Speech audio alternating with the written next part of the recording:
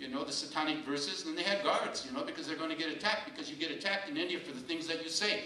And I think some people would attack me for the things I said in that book, mainly because I criticized everybody who was practicing violence, whether they be whatever community, okay? Now, my president comes to India during the Delhi riots, and he says, oh, I think it's wonderful, the communal harmony that India enjoys, it's wonderful. That's an outright lie. Well, at that time, an American journalist had already tabulated 14,000 lies coming out of the mouth of our President Donald Trump. 14,000 lies. Okay, now he's been lying. You want me to stop? I've done my 5 minutes. I've done 6 minutes, 7. Okay, I'm on my way to stop. 1 or 2 minutes. 1 or 2 minutes more. Okay, so you know, we're struggling with a liar, and you know, when people are lying, I mean, truth telling is a value in my society.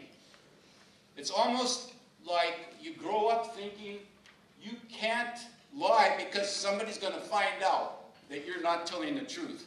But anyway, that was the United States.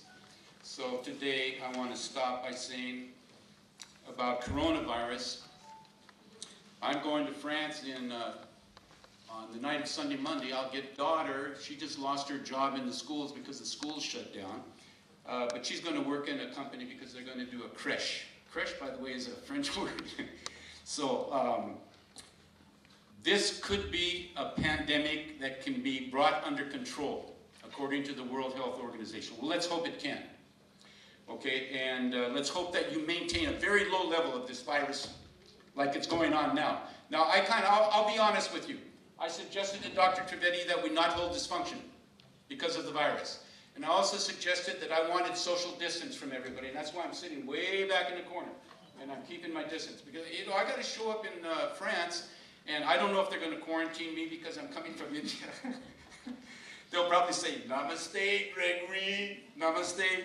And so in France, every year, 8,000 to 13,000 people die of seasonal flu. And in the United States, it's 35,000. Now, there are some statements that come from our economic system internationally. One is, never let a good crisis go unused. So how are we going to benefit from this crisis? Well, for a start, the air pollution in China has been reduced greatly. So we've got a few thousand deaths from coronavirus, whereas during this period of time, 7 million people this year will die prematurely because of air pollution. Where are our values? And what should our values be with respect to climate change? Do we need to change our values? Is climate change happening because our moral values are wrong? Because the whole way we conduct ourselves and function on planet Earth, is there something wrong with it? That's the time to ask the question. The time to invest is when there is blood in the streets and coronaviruses in the societies. That's the time to put your money down. This is a test of solidarity. Solidarity would be, if this is a message, I don't read English, I don't read Hindi. Please be brief. Please be brief. Are you joking? Brief? Me? Time's over. Time's never over. I'm going to take this outside, and everybody's going to follow me, and we're going to do it on the lawn. Okay? Now listen. Listen. A test of solidarity. This is from a debate on France 24 this morning, a very good international debate. Italy, where there's over 1,000 deaths from coronavirus, asked the European community for face masks. What did they get? 0 face masks. Who gave Italy face masks? That's a question. Can you answer it? Who gave Italy face masks? That's right. Thank you very much. China. And there's been a lot of bad-mouthing of China during this virus outbreak. You know, bio-warfare, oh yeah, China's developing biological weapons to use against the world, and this happens to be one of them. Baloney. Okay, come on. Thank you very much, everybody, for allowing me to speak and giving me the extra time. Thank you very much, Dr. Ranjan, for your excellent presentation. We thank you. Friends, before I invite the learned chief guest, Honorable Sri Karan Vora, like to mention to him that we have been working on the right solutions of different problems of this world, in general, India in particular. The first being the problem of peacelessness, and the reason of peacelessness is the lack of employment opportunities. So unemployment is the cause of peacelessness to our mind. And the third problem is the pollution, including pollution of mind. So we have decided to also have a marriage of unemployment and pollution to create environment-friendly and sustainable jobs by having a job policy which would be sustained by our Mother Earth.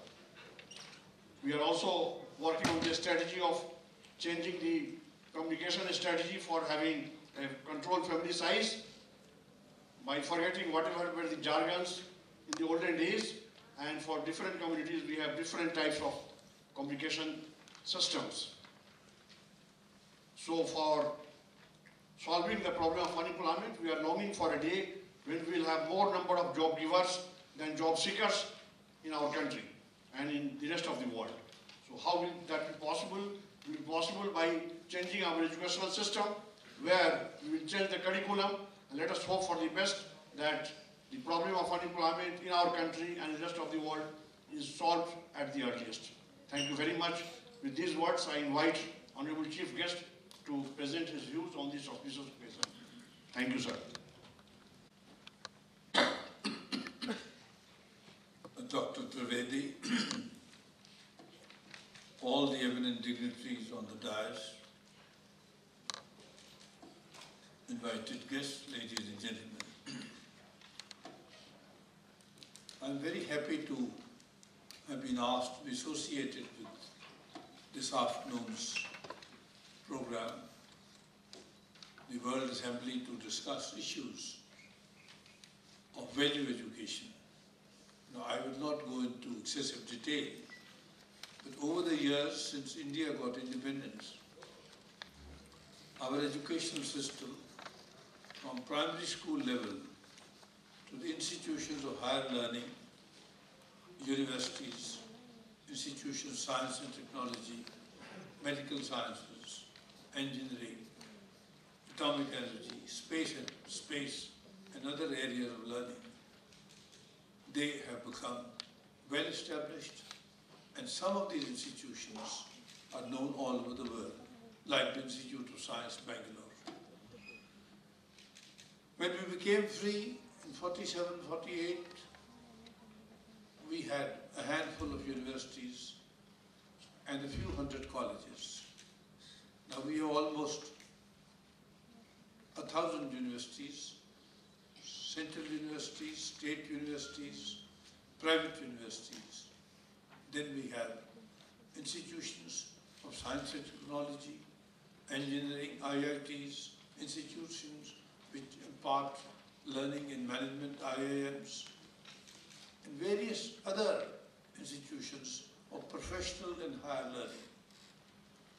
Now, one of the problems that we have faced in recent times, since education is a concurrent subject, the Union of India, that is the Government of India, has the authority and the responsibility to promote education. Side by side with the state governments under the Constitution also have the responsibility of making all required arrangements for imparting education from primary school level upwards. The various states, depending upon the nature of leadership over a period of time, have made their best efforts, and we today have over 80,000 colleges, we have 1,000 universities, we have specialized institutions. Some of these institutions, Dr. Trivedi himself is associated with. Now, one of the problems that we face, besides unemployment, which he is referred to just now, and there's a book released today which deals only with unemployment, various aspects of unemployment, and why it arises, what can be done to reduce the levels of unemployment, and if we fail in doing so, what are the consequences of chronic high-level unemployment? Frustration, cynicism, alienation, radicalization of youth, and the the established systems being turned over, as you've seen for yourself in the past years. Now, I will not delve again into the various aspects of value education, except to say that education in the larger sense would have little meaning if those who claim to be educated and those, because of their education, rise to certain positions, have no moral or ethical codes, that they function in any manner as they like while carrying their PhDs and other qualifications with them. Now again, without going into details, I would say more recently, how do you explain the failure of banks? Banks are professional bodies. They are run by trained people, professional people. How is it that you read every day of news reports of thousands of crores being embezzled, again by educated people, chartered accountants, bankers, others? So once again you come back and you read again in the papers that a bridge has fallen, a flyover has fallen, a building has fallen. What about the engineers, the structural engineers, the architects? Who has gone wrong? Is it poor material or poor design or poor construction? So in the larger sense, in every arena of activity, in every area of activity, the question arises, what is our moral and ethical value, and how are we discharging our responsibilities for which we are paid? Professional employees, wherever they are working, whether with private organizations or with governments, they are given remuneration for their work. And they have duties, whether under the Constitution or under the governmental laws or systems, and in the private organizations, again under the codes which operate for their employment. Their responsibilities, their charter of duties. Why is it and how is it that we fail to discharge our duties according to the charter to which we have committed? Failure of this kind over a period of time raises large-scale problems. For instance, the failure of honesty and growth of corruption. The resources of the countries are eaten up, and when the resources are eaten up, both natural and financial, then all your programs for alleviation of poverty are either a failure or they are very slow, leading to large-scale unemployment and poverty, which in their own turn lead to many other serious problems, as you have seen for yourself. Therefore, I come back that unless education, right from school level, is founded in ethical values, in moral values, to which Dr. Gregory was referring just now, then it has no meaning. Carrying a string of degrees after your name would have little meaning unless what you do, what you stand for, where you work, is respected. And if that is not so, then we have to ask ourselves the question, what is all education all about? And what is value education all about? From the paper that Dr. Trivedi had kindly sent me a day ago, I find that all these issues are going to be discussed this afternoon. And I am quite hopeful that there will be some conclusions arrived at on what can be done to speedily promote value education at all levels of education, not merely at the higher levels, but from school level upwards. What are our moral, what are our ethics, what is our value system? And I will mention in passing that in our constitution, which is a very extensive, voluminous constitution, we have a very large array of fundamental and human rights, which are all spelled out, which are given in specific detail. There is also a chapter on the directive principles of state policy. This particular chapter is never referred to, is very rarely read, and this refers to our duties, the duties of citizens. I would strongly suggest that during the course of discussion in this afternoon, when we talk about the value system in education, we should also have a look at the directive principles of state policy, which talks about prohibition, which talks about honesty, which talks about equity, equality, which talks about upgrading the socially and economically depressed segments of our society, and in the larger context of value systems, talk about value education. So I would thank Dr. Trivedi for having asked me to be here this afternoon. As I had mentioned to you earlier, I have to be elsewhere a little while from now. I have to take leave from all of you. And once again, compliment Dr. Trivedi and all his colleagues for organizing this assembly and wish it high success. Thank you very much. Ranjan Voraji for inaugurating this program by giving unique ideas regarding solving the problem of unemployment, the reasons of unemployment, and also discussing the larger issues relating to value education, the value-based education, why it is needed. So, friends, whatever has been discussed by Mr. Vora and whatever will be discussed during this inaugural as well as concurrent sessions has been incorporated in this book, which is titled Whither, Values, Whither Morality, Whither Character, and Whither Ideology, strategies for introducing value-based education in schools, colleges, and universities all over the world.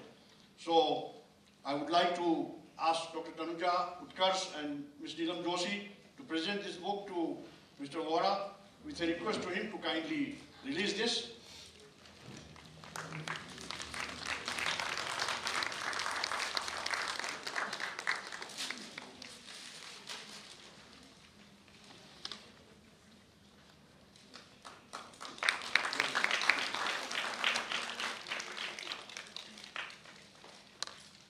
Thank you, sir. I would like to request him to kindly present it to our Chancellor, Dr. Markandeya Rai.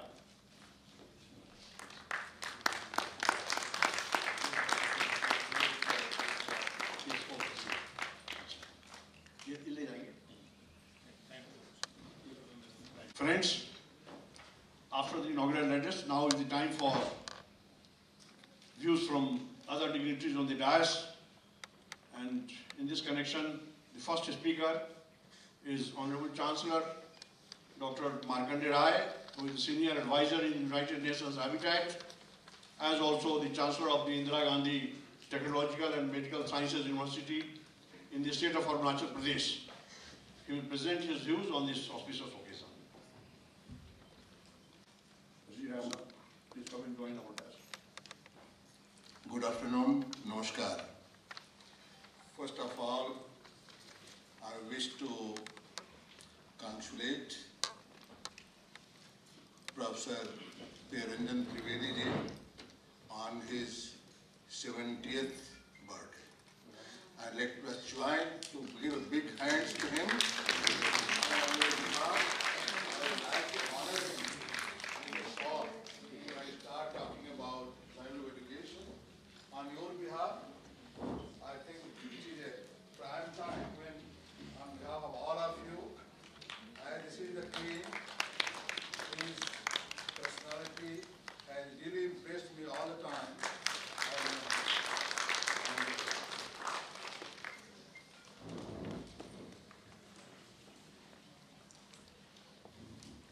Professor Priya Trivedi. Today is not his thinking about value education and his concern about unemployment.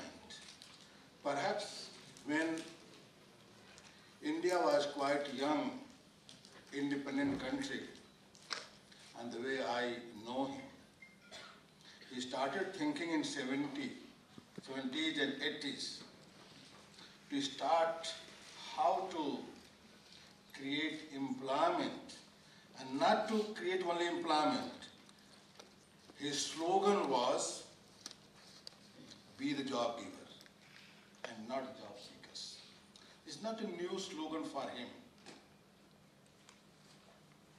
I was listening very carefully with others, our chief guest, Sri N. Boraji, and he was talking about education.